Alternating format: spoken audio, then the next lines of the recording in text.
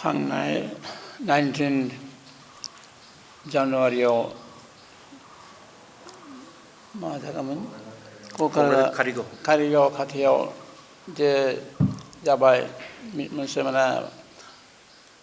Unexpectable मोनसे घटना जाबाय आरो बे घटनायाव जोंनि बर' हारिनिफ्राय सासे गोमालांबाय आरो बेबादि एक्सिडेन्टआवबो सुनिल मुर्मुआबो जिउआ गोमालांबाय। बे दुर्घटनाखौ जों गनायना होदों आरो बेबादि घटनाफोर जाहाथे पुनर जाया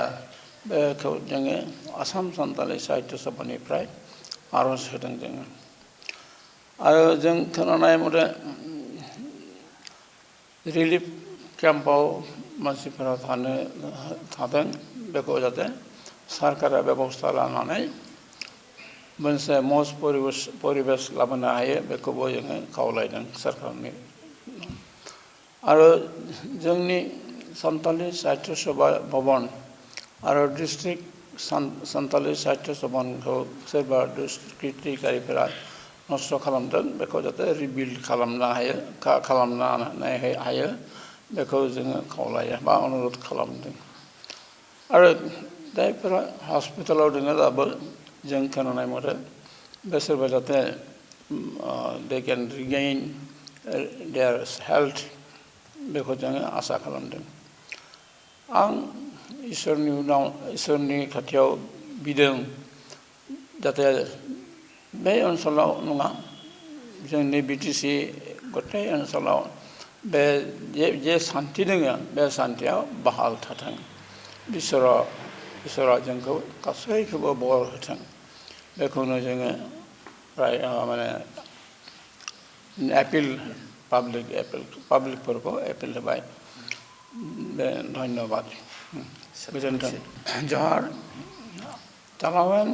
19 जानुवारी तारीख कारिगाव सुर रे ओकटा दुर्घटना हुयन बाबुन अशोक कान तहकना नौकाना घटना हुईना और ओना घटना रे मिटे बड़ो बयहा उनी गज तला जिरौना नतर सुनील मुर्मू nyutumani मिटे अबो संताल हर एक्सीडेंट ते जिरौना नोआ को घटना से नोआ नेल कते अड़ी भावना ले बुझेउना आले दो आसाम सान्ताली साहित्य सभा दो और ओना ले आले गोरिहना ले एमदा ओना ले बुगे कभी से नोकाना दो बांग हुई जरूर मेंते आले ले मेंदा अदो इन दिसम हर इन्हीं अक्तरे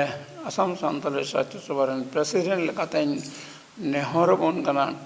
जेमन अबु तलारे ओकटा सुलुक मेना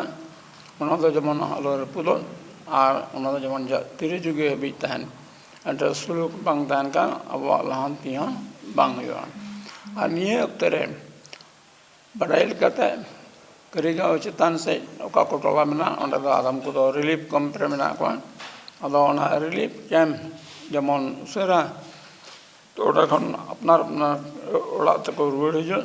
और गिदरे को पढ़ाओ कान उनको जेमन असुविधा दो आलो और लेकिन इन मतलब कोकराझार एरिया तिने बयहा मिसर संताल कुम नाको उनको जेमन सुलुक आने रहते सुविधा ताहन लगे सुविधा को ᱧᱟᱢ ᱮᱫᱮ ᱤᱧ ᱟᱥᱚᱜ ᱠᱟᱱᱟ आसाम सरकार नोआरे उचित तदंतो हतावा और उचित तदंतो हताव कते अकय को सरिगे दोषी कना को अकय को दोषी को ठहरावा सरकार आइन लेकते उनको तो जेमन लेकते उनको तो सजे को नाम और उनकाते जेमन जतो हर तलारे सुलुक हुयो आले आसो सुलुक जेमन जतो टंडी रे हुयो तमन नेनागिन गालमराव मुजर बना जोहार।